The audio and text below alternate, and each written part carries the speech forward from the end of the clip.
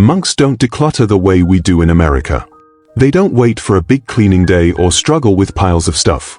Instead, they follow hidden cleaning rituals that stop clutter before it starts. For 9 months, I lived by these monk secrets, and here's what happened.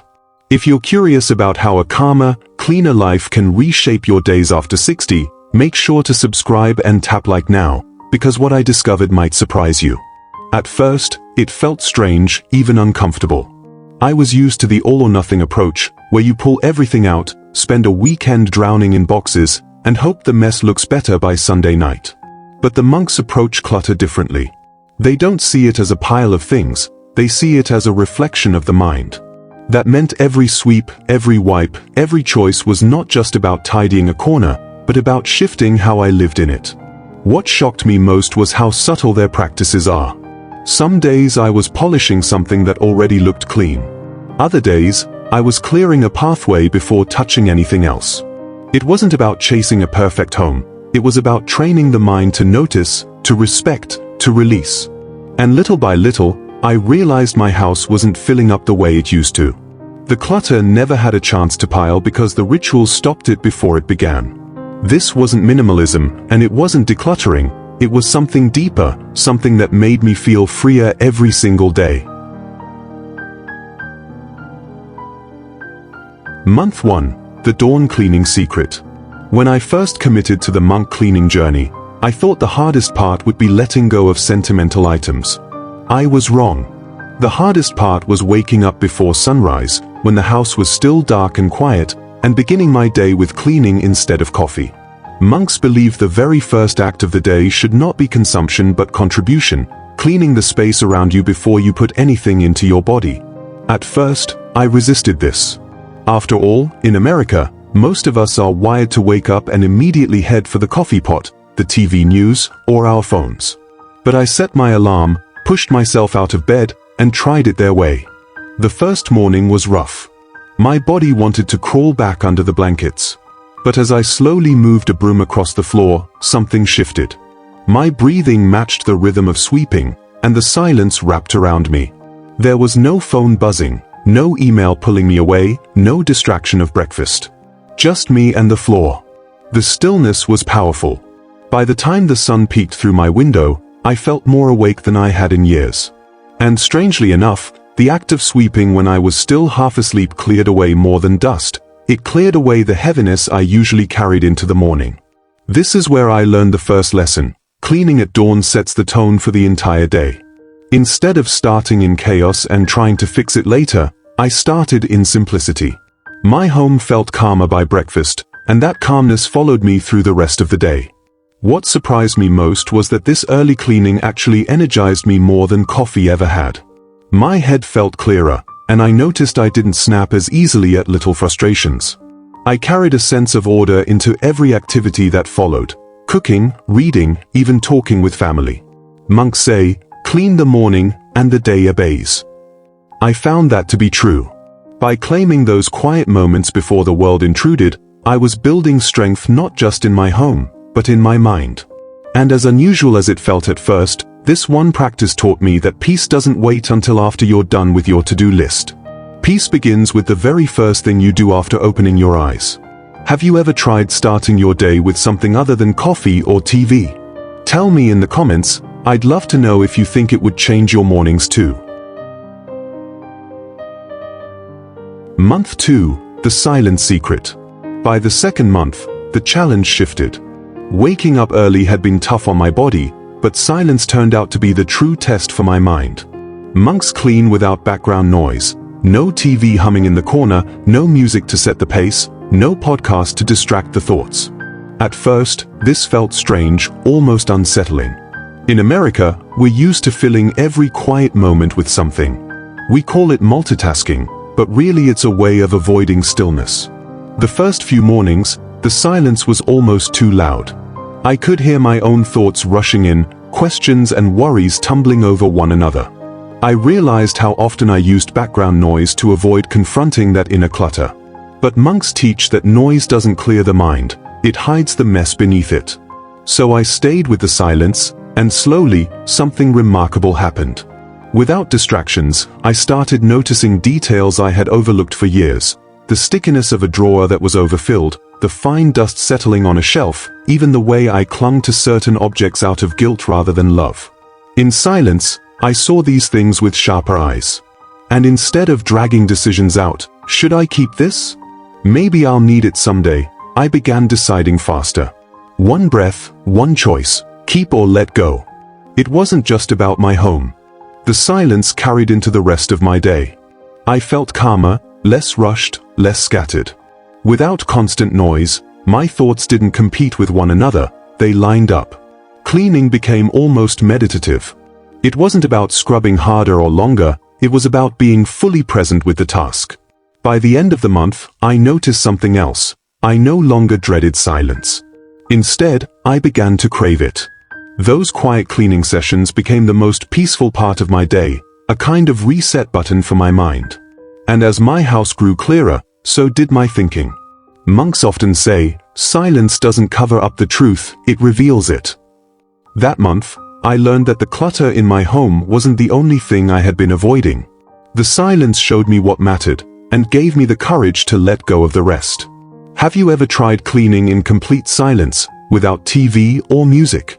Try it once, you might discover that what you clear away isn't just dust, but mental noise too. Month 3, the already clean secret. By the third month, I discovered one of the most counterintuitive monk practices, cleaning what already appears clean.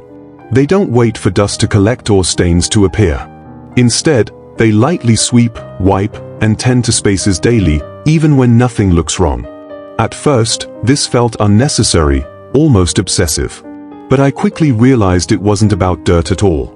It was about discipline. When I tried it, I began to see my home differently. A quick pass with a cloth across a countertop revealed faint crumbs I would have missed. Running a broom over a floor that seemed fine picked up tiny specks of dust.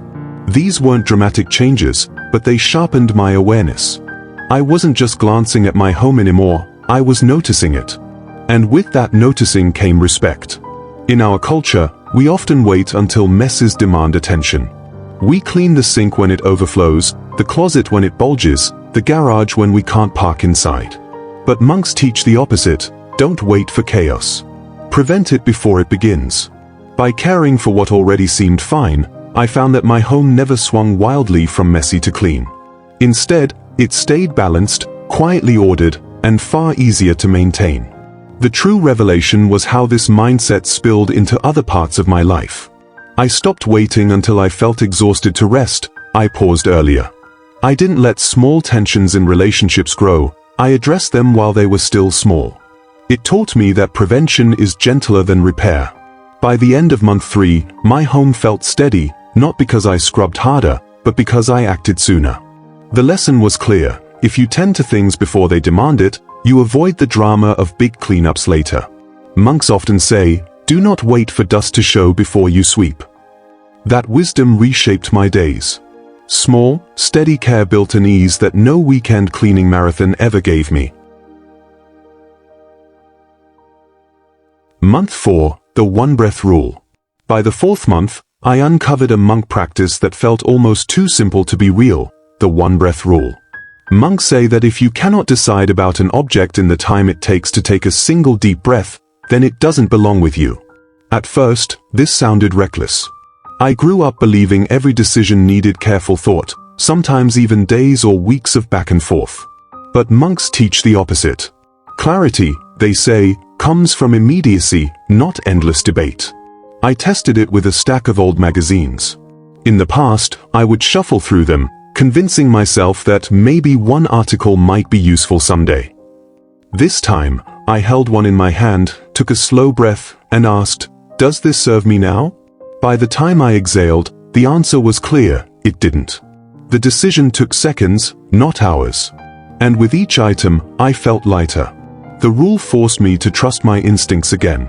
Over the years, I had buried my inner clarity under layers of what ifs. What if I need it later? What if it's valuable? What if I regret letting it go? That constant loop was exhausting. But the one breath rule cut through it. If something truly belonged in my life, I knew instantly. If doubt lingered, that doubt itself was the answer. This practice also revealed how much of my clutter wasn't about usefulness but about fear. Fear of waste, fear of forgetting, fear of needing something I let go of. Monks believe that hesitation is just the ego trying to cling. By learning to decide quickly, I wasn't just freeing space in my home, I was cutting away the mental cords that tied me to objects. By the end of month 4, I noticed that my maybe piles disappeared.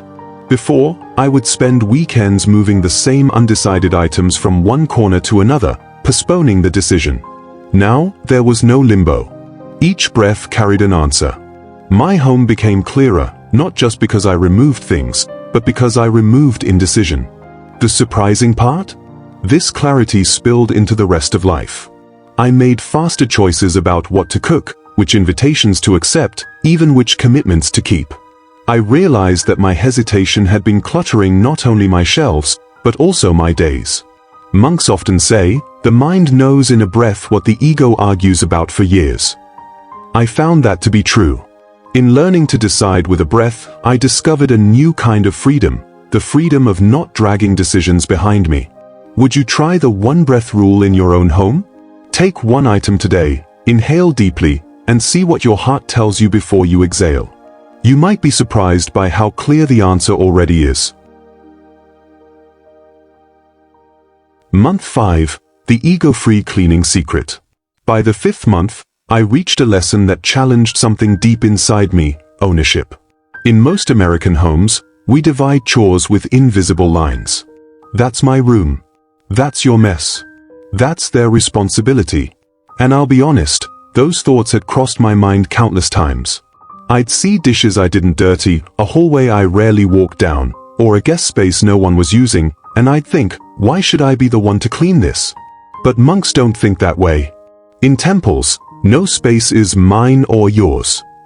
Every corner belongs to the community, and every act of cleaning is an act of service, not a tally of fairness.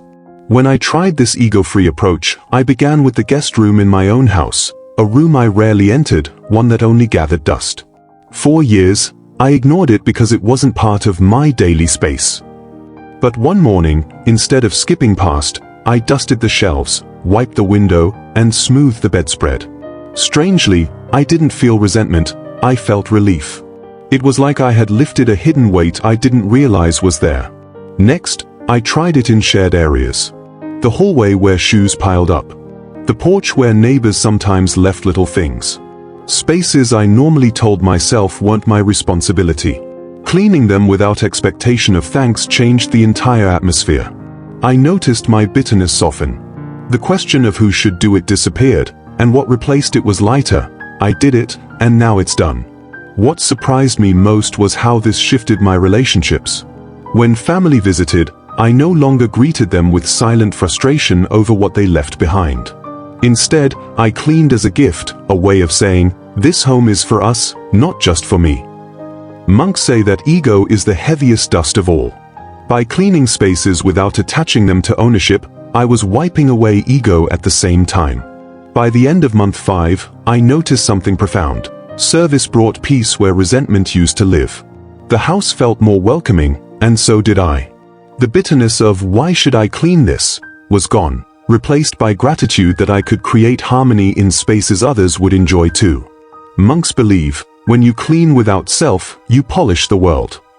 That month, I understood. Cleaning stopped being about me. It became a way to practice generosity, one small act at a time. Have you ever felt the sting of doing chores no one else notices or appreciates? What if, instead of asking why me, you asked why not me, and discovered that the act itself was the reward? Would you try cleaning one space this week just as an offering, not an obligation? Month 6, the empty daily secret. By the 6th month, I encountered a discipline that completely reshaped how my home felt, never carrying yesterday into today. Monks believe that dust, disorder, and unfinished tasks should never be allowed to linger overnight. To them, cleaning isn't just about what you see, it's about what you carry. If yesterday's dust remains, it follows you into tomorrow like an invisible burden. I decided to test this for myself. Every evening, before bed, I walked through the house with one simple rule: nothing from today stays out until morning. Dishes went into the sink and were washed immediately, counters were cleared, shoes were put away, and papers left on the table were either filed or recycled. At first, it felt like a small nuisance. After a long day, the last thing I wanted to do was sweep crumbs or fold a blanket. But within a week, the payoff was undeniable. Mornings transformed. I woke up and stepped into a kitchen with clear counters, no dishes accusing me from the sink, no clutter staring at me before I even poured coffee. Instead of beginning the day already behind, I started fresh. The change in mood was dramatic, lighter, calmer, almost as if my home was greeting me with a clean slate every sunrise. What I realized was that the stress I used to feel in the mornings wasn't caused by the new day, it was leftover weight from the day before. Monks say that letting things pile is like dragging old baggage along with you. And the truth is, clutter compounds. A glass left out multiplies into 2, then 5. A jacket draped over a chair invites more layers. By resetting daily, nothing ever had the chance to grow into chaos. This practice made my home easier to maintain, but it also affected me on a deeper level. I found myself applying the same idea to my emotions. Instead of carrying small grudges or regrets into the next day, I learned to empty those too, writing them down, praying over them, or simply letting them go before sleep. By the end of month 6, I realized the secret wasn't about having a perfectly spotless house, it was about creating closure each day. A line drawn between what was finished and what was ahead. And that closure brought freedom. Each morning felt like a reset button had been pressed, and I finally had energy for the day instead of cleaning up the weight of yesterday. Monks remind us, do not sleep with yesterday's dust, it clouds tomorrow's dawn. I discovered how true that was. What would your mornings feel like if you ended every night with a fresh start? Would you wake up calmer, lighter, maybe even happier? Try it once, and see how much of a difference it makes. Month 7. The Path Clearing Secret. By the 7th month, I learned that monks don't begin cleaning by tackling shelves or scrubbing kitchens. Their first priority is the pathways, the places people walk, enter, and pass through. Sweeping the walkways, hallways, and doorways comes before anything else. At first, this struck me as symbolic, but once I tried it in my own home, I realized it was both practical and transformative. I began each cleaning session with the entrances and walkways. The front step. The hallway leading to the bedrooms. The kitchen doorway where crumbs seemed to gather. These areas had always felt secondary to me. I usually focused on the obvious clutter piles or dusty shelves. But monks understand something we often forget. The way is as important as the destination. If paths are blocked, the home feels blocked. The first time I swept and cleared these spaces, I noticed the shift immediately. My home felt open, almost like it exhaled. Walking down a hallway without shoes scattered across it or opening a door without squeezing past stacks of bags made me feel less tense. I hadn't realized how much those little obstacles were chipping away at my peace every day. Monks say a clear path invites clarity of mind. I began to see this play out in unexpected ways. When the walkways were open, I felt more motivated to continue cleaning. There was momentum in having a clear way forward. And when guests entered, they felt instantly welcomed because the first impression was calmness, not chaos.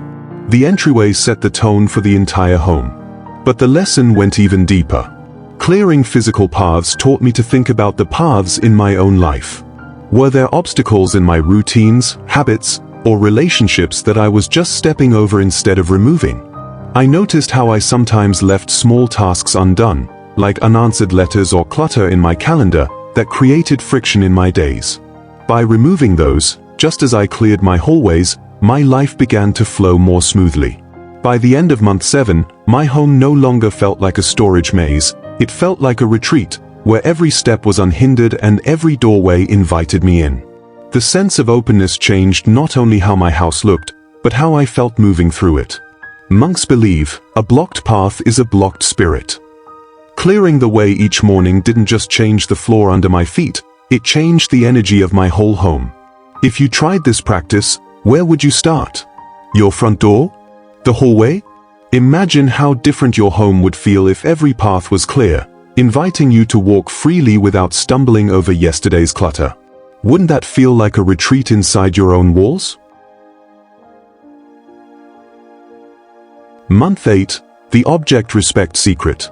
By the 8th month, I faced one of the most eye-opening lessons from the monks: respect for objects.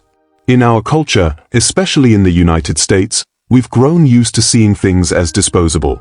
If something breaks, we throw it away. If something goes out of style, we toss it and buy new. But monks approach objects with reverence. They bow to their cleaning tools before use. They patch robes instead of replacing them. They even give thanks to worn-out items before discarding them. At first, I thought this was ritualistic or even unnecessary. But when I tried it, my relationship with clutter completely changed. One morning, I picked up an old mug I hadn't used in years. My first instinct was to drop it in the donation box without a second thought. But instead, I paused and whispered thanks. I remembered the mornings I had used it, the warmth it carried, the conversations that began over its rim. A wave of gratitude replaced the usual guilt. Letting it go didn't feel like throwing it away, it felt like releasing it with honor. That simple pause began to heal something I hadn't realized was holding me back: the guilt of discarding. So often, I had kept things because I felt bad about wasting them. Gifts I never liked, clothes I never wore, tools that no longer worked. Each one carried the weight of guilt, so I stored them instead of deciding. But monks remind us that every object has a life cycle, just like we do. Respecting that cycle means acknowledging its service and then letting it move on. As I practiced this more, I began to notice the ripple effect. I no longer saw objects as endless clutter waiting to be tossed. I saw them as companions that had served a purpose. Even items I didn't keep began to feel lighter in my hands. And the ones I chose to keep felt more valuable because I was truly aware of them. This shift also helped me stop overbuying. When you start treating every object with respect, you buy less carelessly. You pause before purchasing, asking, will I honor this item, or will it just become another burden? That awareness alone kept more clutter from ever entering my home. By the end of month 8, I felt freer than I had in years. The guilt was gone. The fear of waste was replaced by gratitude. My home wasn't just clearer, it was filled only with items I respected, not resented. And that respect spilled over into how I treated myself and others.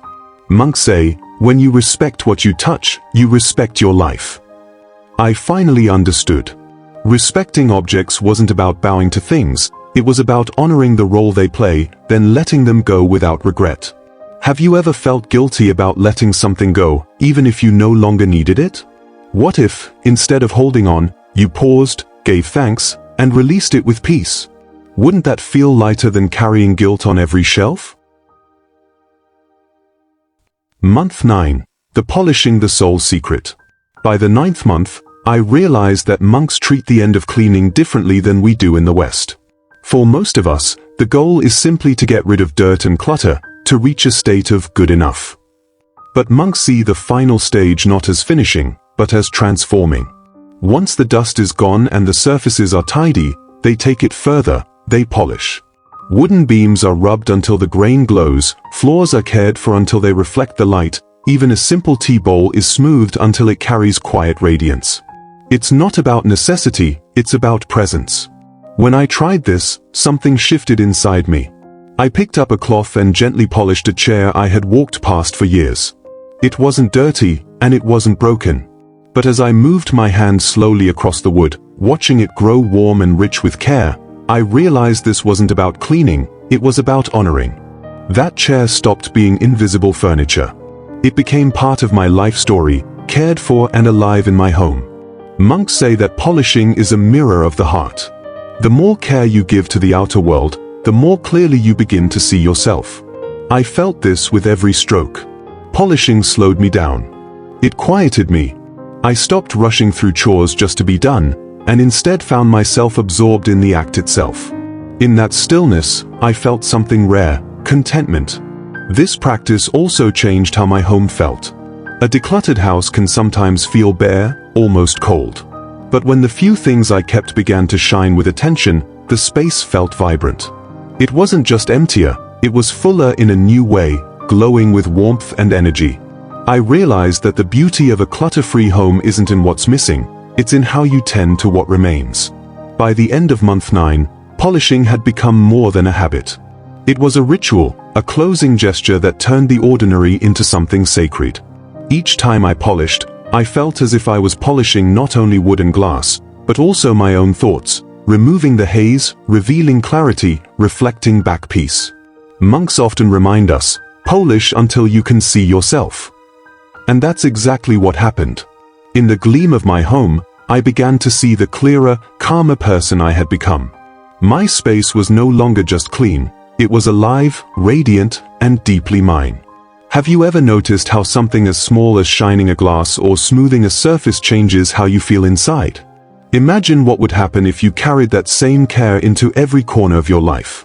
Wouldn't your home and your heart both begin to glow? Looking back after 9 months of following the monk cleaning method, I realized that this journey was never just about dust, clutter, or even organization. It was about transformation. My home didn't just become tidier, it became something more sacred, almost like a temple. Each lesson reshaped not only the rooms I lived in but also the way I lived within them. By the end, I wasn't simply surrounded by less stuff, I was surrounded by more peace. The surprising part was how each secret layered onto the next. Waking at dawn taught me discipline. Silence revealed clarity.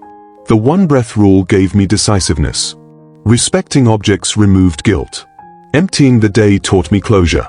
Polishing taught me reflection. These weren't random cleaning hacks. They were a system for retraining my mind to live lighter, freer, and more aware.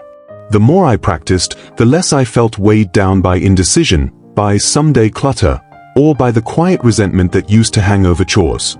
What had once felt like endless maintenance now felt like daily meditation. The transformation was deeper than I expected. My mornings grew calmer because I wasn't waking up to yesterday's mess. My evenings felt softer because I ended each day with closure. My body felt lighter because my home was easier to move through, with fewer obstacles. And my mind, perhaps the greatest change of all, felt sharper, clearer, and more peaceful. I no longer viewed cleaning as drudgery, but as a path toward living intentionally. Monks say, when the home is clear, the heart follows. That truth revealed itself to me slowly, but unmistakably. My house was no longer just a container for things. It became a reflection of my choices, my respect, and my state of mind. It stopped being a storage unit and became a sanctuary. And in that sanctuary, I finally felt free. Which of these monk secrets surprised you most? Tell me in the comments, I read every single one. And if this journey gave you even one new way to see your own home, hit like, share it with a friend over 60, and subscribe to Wise Aging Seniors. Because clutter-free living after 60 isn't about losing what you love, it's about finding peace in every corner of your life.